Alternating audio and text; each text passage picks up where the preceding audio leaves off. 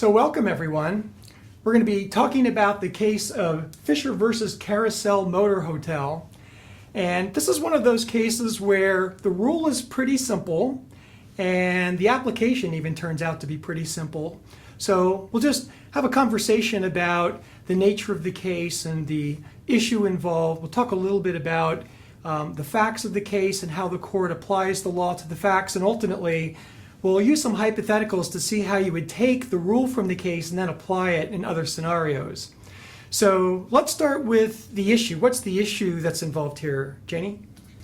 So the issue here goes towards what constitutes battery. And so it is whether or not an individual pulling a plate or a manager pulling a plate from an individual is sufficient enough to constitute a battery. Okay. And we're going to focus specifically on contact, whether or not there is a contact when you pull that plate away from somebody. So can you go a little bit more into the details of the facts that gave rise to that issue? Yes, so a gentleman was at a work symposium and he had taken a break to go to lunch with his colleagues and peers in a very respected field. And as he was standing in line for the buffet, one of the managers had come over and rather forcefully had taken the plate from the gentleman, going a little to the lines of the gentleman's race and in saying along the sorts that he wasn't welcome there. And so then the issue became as to whether or not pulling the plate constituted a battery because of how the manager had taken it from his hands. Okay, so we've got the man who has his plate taken away, bringing a lawsuit against the hotel based on battery, right? So what are the arguments on either side of the issue? So on one hand, you have the argument that that this would be an offensive contact, and that if it's going to be offensive, it doesn't really matter if there's a direct physical contact with the body. On the other hand, the argument would be that a contact for purposes of battery requires physical touching of the actual person, not just an item within the person's hands. Okay, so pretty distinct viewpoints there. How does the court come out, Jacob? The court comes out in favor of the plaintiff, where the taking of the plate is contact, so it doesn't have, so to constitute contact for a battery, it doesn't have to be just to the actual person. It could be anything closely related to the person. Okay, so let's see how the court winds up getting there. So what is the basic rule? And Jacob, I'll stay with you for a second. What's the basic rule that seems to apply not only in this case, but seems to be generally recognized by the restatements and by other jurisdictions? Yeah, the court uses the rule that contact is not necessary to constitute a battery so long as there is a contact with clothing or an object closely identified with the body. And this is to protect privacy and dignity and prevent breaches of the peace. Yeah. Can you explain that a little bit? How is it an affront to someone's dignity to have your clothing touched or to touch someone's plate or their ball cap? Yeah, the court doesn't want context such as this to escalate, so they're saying that instead of causing or reacting with violence, you can later bring a lawsuit against the defendant. That way, so it just doesn't escalate. Do you think that's a realistic point of view? Do you think that people feel an affront, a dignitary violation when people kind of invade their space? I would think of a scenario where someone comes up to a party and they wind up getting really, really close. Mm-hmm. We probably all have had that experience, right? So do you start feeling a little bit uncomfortable that someone is in your privacy space? And if someone is being aggressive about that, does it make you feel increasingly more uncomfortable to the point where you want to get away, or if it's even more aggressive that perhaps you might want to do something to stop the aggression?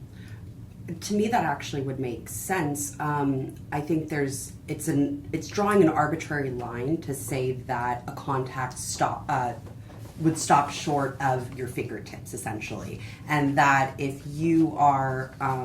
someone is coming closer and closer to you, and even getting to the point where they are touching something that is closely connected to your body, and then that is having indirect contact with your body, of course there is a natural tendency that you might actually react by physically touching their person or trying to stop them, and that the situation could easily escalate. Yeah.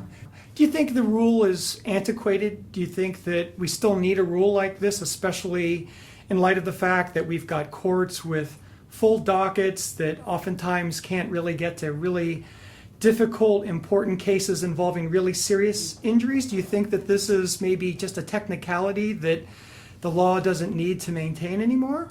I don't. I think if someone came to an attorney and said, "Hey, someone came and touched my arm, I want to sue them," the attorney's gonna laugh at them. Mm-hmm. So I really don't think it's outdated or antiquated. I think the marketplace might actually Yeah, help I to think the determine market- whether yeah, or not a exactly. case like this gets brought, but at least the person has the ability to do it. Yeah. Yeah. I completely agree. I mean, everybody deserves their day in court, right? Is the old adage. But just like Jacob said, I think that there are safeguards in place to determine what should go and get in front of a judge. Yeah. So likely, just invading your personal space probably won't. So the case is pretty easy, but the application of the rule beyond the case can get a little bit tricky. So I wanted to explore some scenarios to see how you would interpret the rule and apply it. So one scenario that seems to come up pretty frequently, especially if you're in Hollywood, is celebrities being followed by paparazzi and being very aggressive about it. So what if a paparazzi winds up what if the celebrity winds up placing his hand on the camera of the paparazzi to basically block him from taking an image after the celebrity has said, "Hey, I don't want you to get in my space"? Would the celebrity be committing a battery? Would he essentially be contacting the paparazzi in a way that could give rise to a battery claim, do you think? I think first you can argue, yes, it would, because for somebody whose profession is to take photographs of celebrities, a camera is almost an extension of them, similar to how a cane would be to an elderly person. And literally, it is being held in the hands of the cameraman. Could you even make an argument that the cameraman is in some ways more vulnerable than the person who's holding the plate in the Fisher case?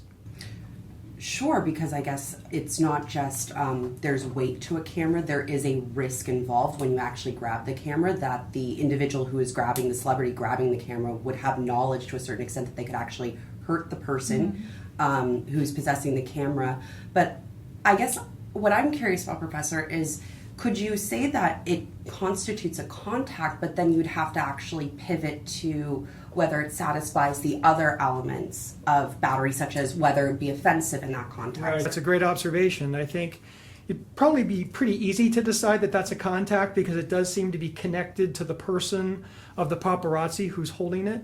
But the question of whether or not it's an offensive contact would depend on things like the relationship between the parties, like if they had had some kind of pre-existing assumptions that it was okay for him usually to do this, or the nature of the act. If he was really being aggressive about it, that might be a factor. The time and place, those kinds of considerations would go into how offensive might it be. And certainly if he's pushing hard to the point where maybe the eyepiece is being shoved into the face of the cameraman, then that could be a harmful contact. But you're right, those are two sub-issues beyond contact that would have to be explored. All right, so let's do another one. This one's getting a little bit more tricky. So let's assume that we've got a plaintiff who's sitting on top of a horse, and the defendant, to play a prank on the plaintiff, comes up and slaps the horse. Doesn't touch the plaintiff, but slaps the horse. And the horse bolts, right? And so the plaintiff is so upset by this that winds up bringing a lawsuit against the defendant for slapping the horse. Is slapping the horse a contact? Is it tantamount to a contact to the plaintiff sitting on top of the horse? Erica, what do you think about that one? So on one hand, it is similar to the camera hypo, where there is a risk. Clearly, in slapping a horse, there is this potential foreseeable risk involved. The horse could run off. That could cause harm to the individual upon the horse. However, there is, for me, a difference between an inanimate object and an actual living being. And so I guess that would be the question of if you come up and you you touch or contact a child in my arms, is that a battery? That's another interesting hypothetical. So let's deal with that one. If someone were to touch your child while you're holding your child, have you been battered? Or at least have you been contacted sufficient for a battery and allow you to at least get to the question of whether or not that's an offensive or harmful contact? So it's interesting because I think in this case it would actually be a flip. I find that to be an extremely offensive. It seems offensive, but I actually don't know if it satisfies contact, although it is, because it's not an object, right? It is this being. It's a living being, and so then it's not being held and it's not being worn, but you are sitting on top of it. Yes. Are you connected by sitting on it sufficiently that it's a dignitary invasion to the rider? But Professor, so what about kind of the feelings that overcome the individual? So whether or not they're on the horse or if it's a mother and their child, I could see how that can go to offensiveness, but then also if it's fear that's arising in them or something, some type of emotion that's taking over them, it's almost as if it is a physiological connection with an individual. And so for me, I would argue that that definitely would be a contact. Anybody in equestrian? No. So, if the rider is placed in jeopardy by having a horse spook, which I think they probably would be, is the dangerousness or the riskiness of the act something that we should use to evaluate whether or not something is a contact? That is, the more likely that it's going to cause a physical harm, the more likely the court will take an expanded interpretation of contact in order to bring that case into the court system and have it be adjudicated.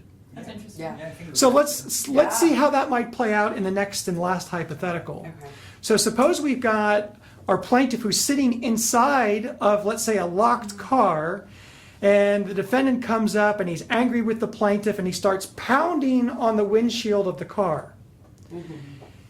Is pounding on the windshield of the car a contact? Is it like a contact to the person sitting inside? Can you make the kind of connection that you could make to the horse or could make to perhaps the celebrity that's grabbing the lens of the camera?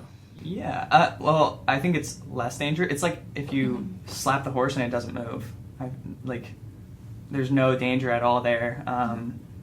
So I feel like plaintiff would have a hard time proving contact just because they're inside, they're safe. Somebody with a pounding line is not going to harm you in any way. Yeah. Especially if it's locked doors. So using the dangerousness factor, because it seems to be relatively low, that the court wouldn't want to take or need to take an expanded interpretation of being connected in order to find that this case is a battery. Does anyone disagree? Could you make an argument that even the person inside the car, Janie, could you make an argument there? Well, going back to what I was saying before, I think it would constitute the same point in that if I'm sitting in a car and somebody's banging and screaming at me, banging on the windshield and screaming at me, that would create a lot of fear within me. And so I feel like as if it would create a contact because I would be so affected by their conduct. And to actually piggyback on that point, for the flip side, if we're also concerned with the policy about breaches of the peace, a contact with my vehicle that I am inside could actually rile the driver to get up out of the vehicle, and then the situation could escalate. So there might be arguably the same policy would be served just as in the plate snatching case. Okay. So even a relatively simple case like Fisher could give rise to a rule that could be difficult to interpret and apply moving forward. So great job, guys, and we'll see you next time.